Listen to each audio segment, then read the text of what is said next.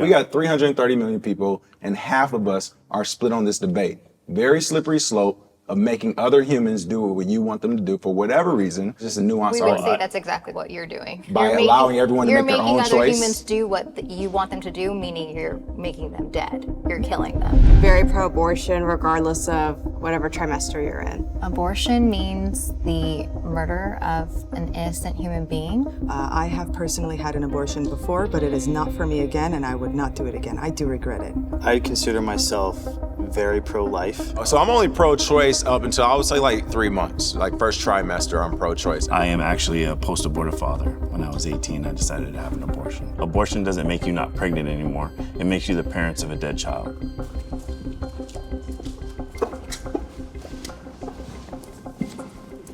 At what point is a baby seen as human? And when does it receive human and civil rights? A baby is human from the point of conception, and they receive those human rights from the point of conception. I think a baby is human once it's actually in human form, like a baby form. So that can be like maybe late second or third trimester. And I think it deserves those rights after it's born.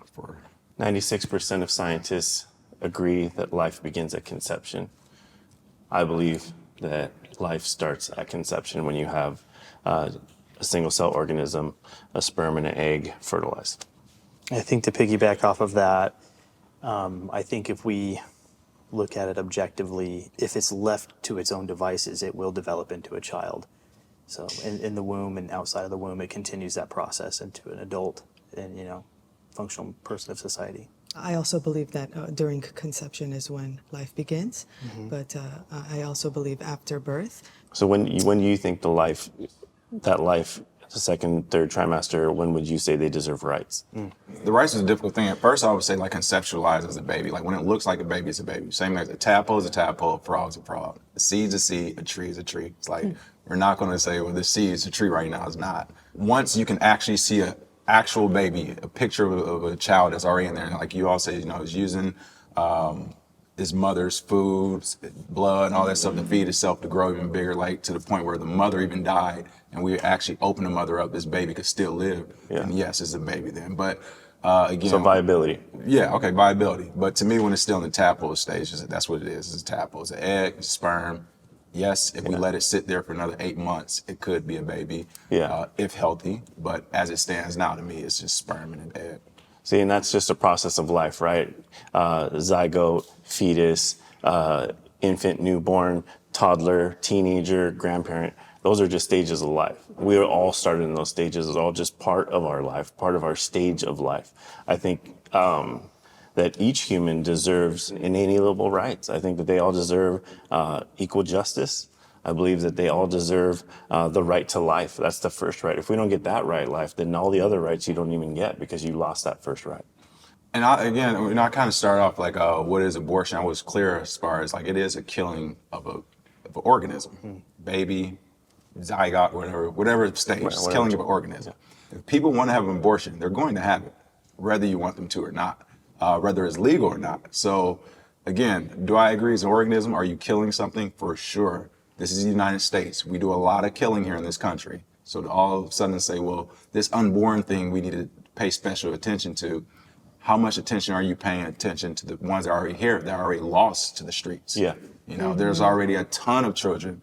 I grew up in these environments where it's like, they literally don't have a parent and the state or city cannot take care of them. And you want to bring more of this. So to me, it's just like, it's counterintuitive to a productive society. If we were in a perfect world and everybody was a disciplined, responsible adult, I would actually be pro-life because I'm like, this world is perfect. Why are you killing something we're already moving and grooving in the right direction? That isn't the case. And to piggyback off that, I think when you are bringing a child into this world, especially when it might be unexpected, and it becomes more of a burden to the state or the federal government, perhaps, the woman having the child's very young or they don't have the financial means to provide a nourishing, educational environment for the child, then I think they look for fulfillment in ways that are not going to benefit them in the long run. So I want to start out right now to the pro-lifers. Is abortion ever justified? Abortion implies intent, just like ending a life requires intent. With intent, it now becomes abortion, which in my opinion, is murder. So in that case, it's never right. Yeah, I would agree that, again, I believe those premises that taking the life of an innocent child is always wrong. Even in the case of rape, Incest. there's lots of cases of people who have been born from rape and they're so happy to be alive. That's not their story that they live out. They have gone on to live beautiful lives that contribute to society. We can have compassion that a woman got raped, but because someone was conceived in rape doesn't mean that they deserve to be murdered. They are an innocent byproduct of the rape, and they still have inalienable rights and human rights because they are human. All right, now for our pro-choicers. Is abortion ever not justified? I don't think it's ever not justified. It should always be up to the woman.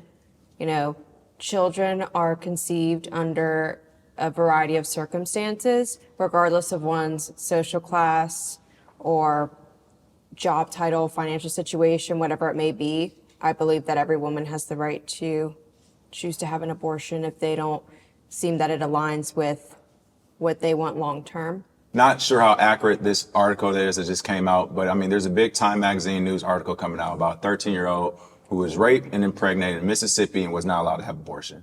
That is ridiculous. That's like absolutely wrong to me. Like, no, you do not get to tell a 13-year-old you're going to keep this baby that someone raped you with because murder is wrong. Because if a person's raped, especially, no, they definitely have a choice. I mean, even if we were in a pro-life state, I would still say at least for the people who were taken against their will and impregnated, allow them to make their own decision. I don't think that there is a time that it is not. It is because there are lots of conditions, as we as humans are very complex. There could be psychological issues, especially if you say something like if somebody got raped, they are now carrying the child of their rapist, and that can cause all types of issues to come up mentally. It's not a one-way thing always, but I think we must keep an open perspective for people, for women who would feel as though they cannot sustain their life after sustaining this life. How does the unborn differ from us, and which of those attributes make it okay to abort or not? I think personhood. I think we ascribe personhood to the child in the womb and personhood to you out here right now. And to dehumanize the baby in the womb is the same thing that they did during slavery. It's the same thing they did to the Jews. They said these people are not persons. They're not full persons. And I think that's a dangerous slope. We see how they took advantage of that. And I think that once you have a fertilized sperm and egg in the womb that is an innocent, single human life that is never to be recreated, it's got its own complete DNA, the same DNA that you have right now. I don't see a difference. I would say there is no difference either. It's always wrong to kill that human. I think that we often conflate, I think pro-choicers often conflate human value with human function. We, I believe, get our human rights from the moment of conception when we have that unique human DNA helix that's created, that's distinguishable and uniquely human, and you are created equal under the law from then on. I think really the only difference between us and the unborn is autonomy. I think that just because this person is not old enough to make their own decisions for the first 18 years of their life doesn't make them not a person. What I mean by that is whether a child is in the womb or outside of it, they do not have autonomy over themselves. They belong to their parents. Sometimes we, again, conflate the issue between what is a human and what isn't based on their status of being wanted or not. I think for the most part, like where we differ is kind of where I put up. If it's tadpole stage, we're not the same. Like, yes, if you can see a baby fetus in the womb, then now, okay, to me, now we're starting to become the same. But again, I'm not arguing if it's same or it's different. I'm admitting that, yes, this is a murder of an organism. Once again, I am admitting that. Some of the differences, though, I would agree with you. autonomy for sure, human value, and voting. I also think that this notion of personhood starts when the child or the baby takes their first breath. I think that it's up to a woman. They can choose to abort it. I just see it as a cell. A single cell? Honestly, yeah. Well, you know that's not true. We are a Yeah. composite of trillions of cells. I understand that, but I just don't. I don't see it as human form. I don't.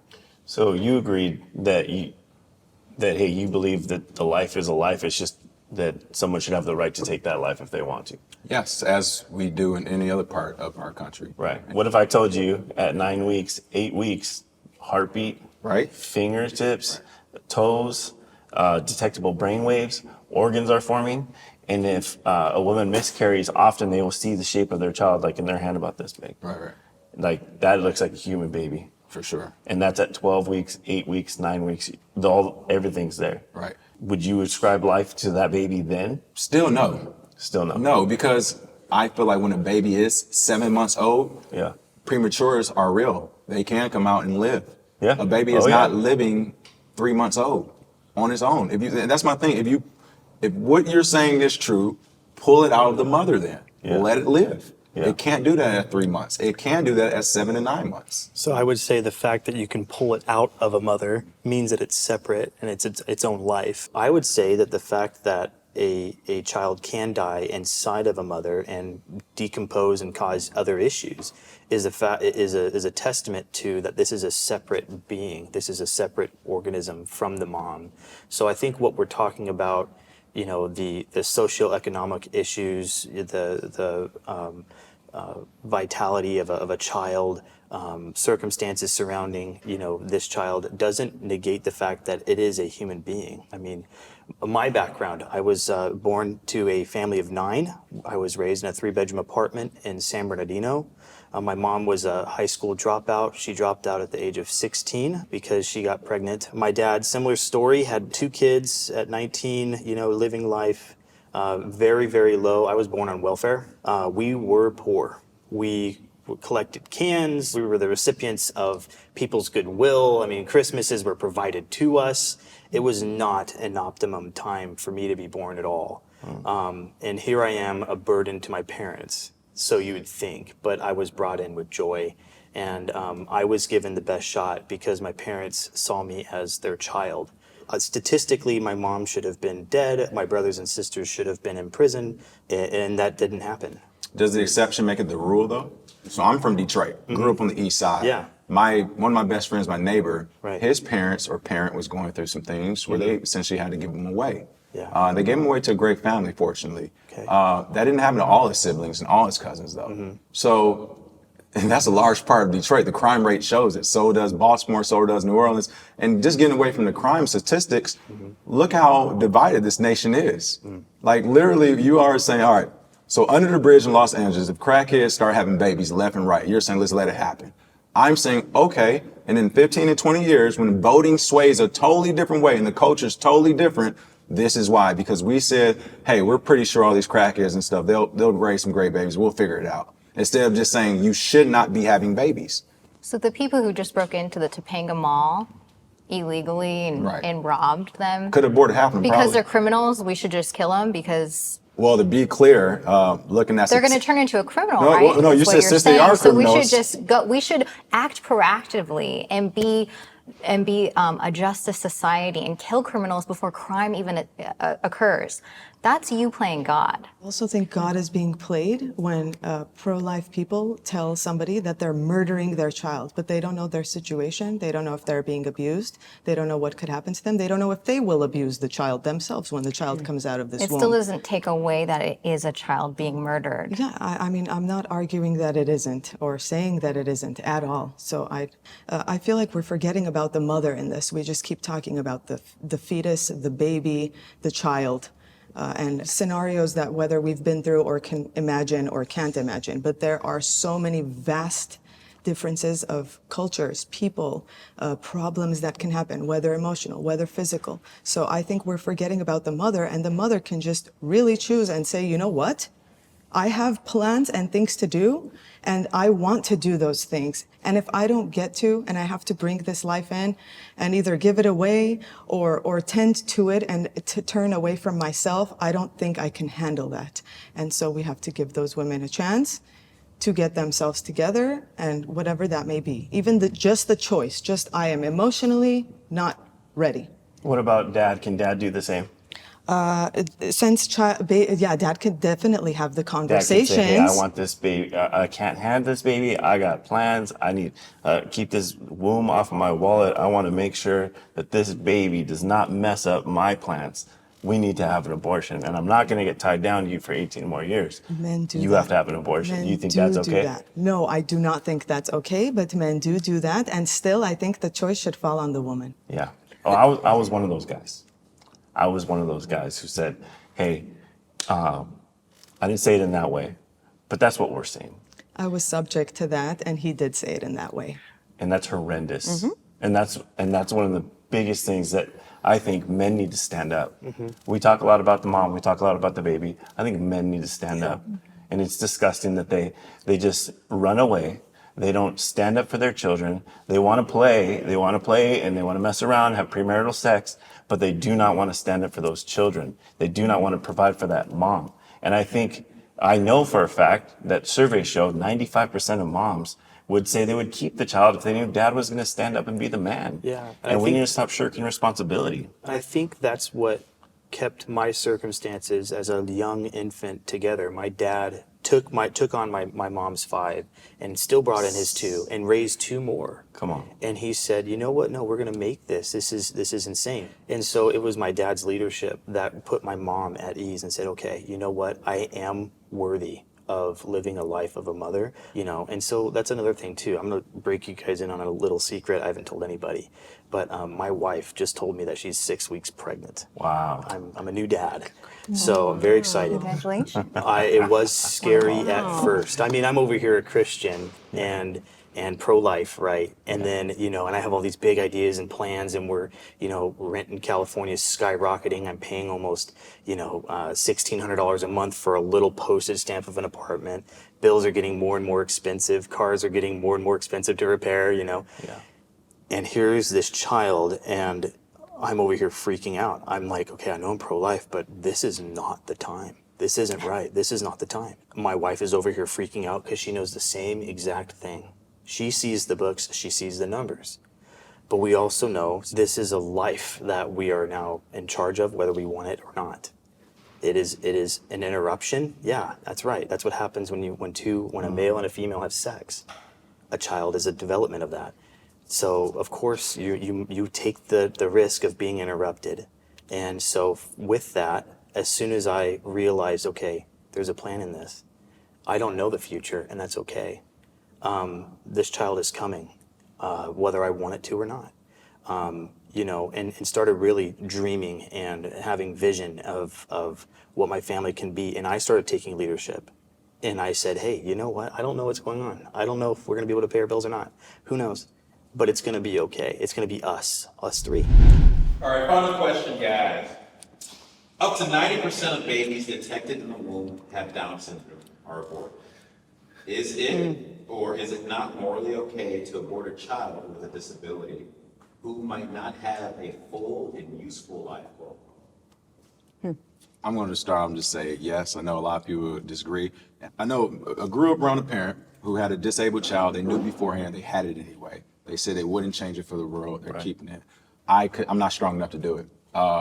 Mentally, nor would I want to for the resources. Again, perfect world, I'd be for a lot of stuff. It's an imperfect world, I would say no. If you know that child is already disabled, I would say no. Yeah, I would say that would be the same logic that Hitler used to use to get people to say you are not fit, you are not survival of the fittest, you are not a full human, in the sense that if you were elderly, if you were slow, disabled, mentally challenged, all those things were things that would disqualify you for personhood. And I think that whether you were born as a vegetable, autistic, moderate, mild, severe, whatever part of the spectrum you fall on, I think those children are made in the image of God, deserve the same rights that you and I do. Otherwise, we're just playing God, and we're just picking and choosing who can live, who can die based on whatever litmus test we come up with.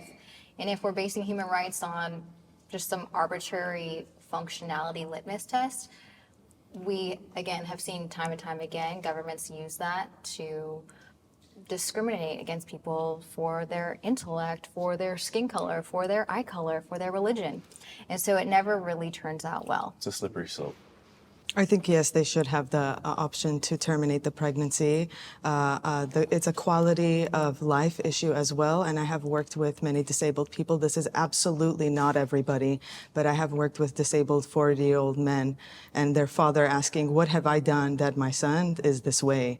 What have I done, this and that? And the son is unable to get married, and he's still at home, and he also complains, and there's just, it's a quality of life thing. There are parents who would care for a child with Down syndrome, but it's a full-time and completely different curriculum than a more able child. That's not to say that after the birth, the child cannot acquire a disability. But if we are able to choose and say that now I know that this is here and it is not here yet, can I take a step to prevent this for myself or try another thing? I also just think that from a mother's standpoint, postpartum psychosis, and all of these mental health struggles that women also go through with their menstrual cycles, especially when their child is little, can really catapult a woman to a much darker place. So when you're taking care of somebody full time and it is against your will, then I cannot fathom being in a situation like that. I mean, at that point, I would argue that it's better to just terminate it before getting to the point where you're saying, the mom is saying to herself, like, oh my God, I'm going mentally insane. Pro-choice or pro-life is a nuance of a very slippery slope, and that's telling other humans what to do, who gets to decide, and how. Yeah. We got 330 million people, and half of us are split on this debate. Very slippery slope of making other humans do what you want them to do for whatever reason, and where does it stop? To me, this is just a nuance. We would say that's exactly what you're doing. By allowing everyone to make their own You're making other choice. humans do what you want them to do, meaning you're making them dead. You're killing them. By allowing everyone to have their own choice, I'm making people do what they You're want to do. making a decision for another human being. No, I'm telling the human being they have a choice. No, we're talking about the being in the womb. Then they have a choice too. If they're an They actual don't have being. a choice if you kill them. I think we don't have the right to force our will on anybody else. Well, that's what pro-life sounds like. Including the child in the womb, regardless if you're the mom or the dad. Mom doesn't have special rights to just kill innocent human beings just because that baby is in there for 9 months. I don't think that's right. I think that's a bigoted. I think it's persecution. I think it's discrimination. If I am a woman, I am pregnant, I have never met you, you don't know me, you live across the world. Yeah. I want an abortion, I do not want a child. Who are you to tell me that I need to carry this out and that this fetus's life, which you have nothing to do with, you will not be giving birth to, you will not be feeding, you will not be caring for. Why is their right more important to you than my right? I wouldn't say more important, I would say equal to, and for the same reason, I would put it like this. I believe you have personhood immediately at conception. So I believe at no given time can you take the life of an innocent child. Was this scary? It was a little bit the night before. I was like, man, they're gonna be like, man, all you guys want to do is you hate women and da-da-da. You know, all these, you think about that, but I'm glad we had this conversation. I'm glad that there is some things that we could talk about and find common ground on.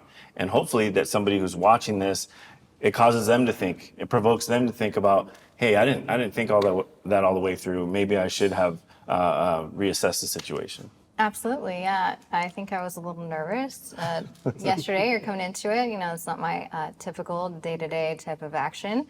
But yeah, I enjoyed the conversation. I think it's crucial. And I am happy to get it going and put something pro-life forth in the public square.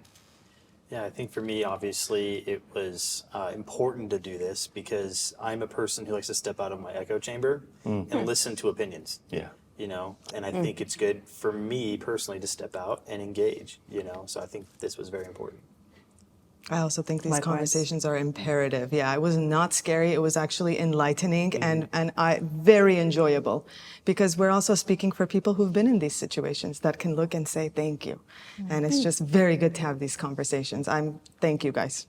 I would say, yeah, I agree. It was kind of nervous and scary for me, only because, honestly, only it's like, for whatever reason, the extremists of both left and right are the loudest right now. Oh, yeah. And so for me, it's just like, do you want to hear from the extremists? Because this would bring it up. Everybody has an opinion anyway.